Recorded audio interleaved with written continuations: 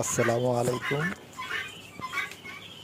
আমি এই খাঁচাটা নিজের হাতে তৈরি করেছি এবং আমার বাড়িতে কেমন হয়েছে জানি না, তো আপনারা দেখে জানাবেন। অটোমেটিক বেল সিস্টেম, এখানে ব্রয়লার মুরগি পালা যাবে, তিতি মুরগি পালা যাবে, কোয়েল পাখি পালা যাবে, সোনালি মুরগি পালা যাবে।